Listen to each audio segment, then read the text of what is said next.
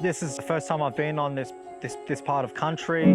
There's definitely a sense of home. You can feel the presence of the travel in between country. A bit of maybe the shifting of going away from this country, but more of a journey, or Bambara, as we call it, the path in between country. Kieron Anderson, my bloodlines run through Quandamooka country through my Delaney family. I grew up on Kabi Kabi country, so just up into the Sunshine Coast region, just on the other side. And I came back to Quandamooka country, or my homelands, about 12 years ago, where I was living on country. And yeah, that's where I suppose my journey of becoming the Quandamooka chef arose. Through the gastronomic artistry world that I showcase, giving people intimate dining experience, learning about native flavours, but also the stories that intertwine us as who we are as caretakers. The bunya nut, I do a very, I suppose, special dish where I have beautiful abundance from the sea, where we can poach beautiful pieces of white fish, similar like we can have our reef fish, or, in abundance of when the whiting are coming through. But the main one, yeah, is like reef fish, and then I actually shave the bunya nuts so it produces a scale look, and then I quickly flash fry it, and then I place them on top of the fish, replicating the scales of the fish. So it brings texture, it brings flavour, it brings the saltiness of the sea, and it really tells the story of the Quandamooka region, and the stories also about how those nuts come from the other regions now into our region, and intertwining and marrying that together. Similar to how our matriarchal and patriarchal bloodlines have all intermarried now through that gathering up in the bunya region. The bunyi would be, it could be eaten as is, so raw form. Don't recommend it. It's not the best tasting.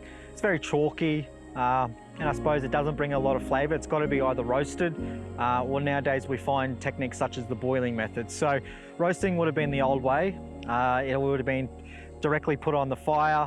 Before it was put on the fire, you always have to remember also to take the top off, or slightly make an incision in the nut. Otherwise, when it heats up, it explodes. So you don't want that to happen. But roasting it, and then it could be roasted and then would be ground into a paste, and then it could be added with other seasoned grains to then produce, I suppose, a meal, which then would be turned into a bread or a cake as such. This Birkdale Community Precinct, I feel, is such a special place to showcase and to share culture with the story of the agricultural history that's come through the Redlands Coast region.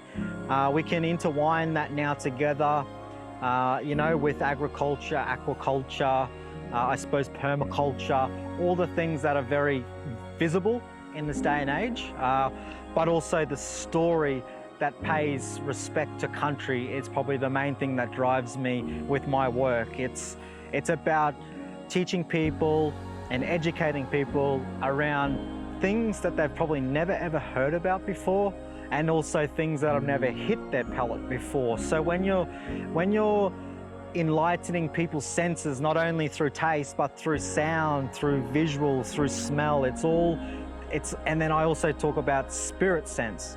So we're using all our senses to captivate people, and I think this area it's incredible. I can really see it becoming a place for community, but also international travel and international guests, where we can guest these people on country and learning about the sacredness of the food. And again, it draws back to things like when we talk about delicacy and special foods and, heirloom and all these terms that are used in the culinary world. I always say that native foods aren't just to go onto your palate and then into your belly. They're actually used to nourish your soul, your spirit, and connect you into where you're actually eating this food and learning about the sacredness of the food.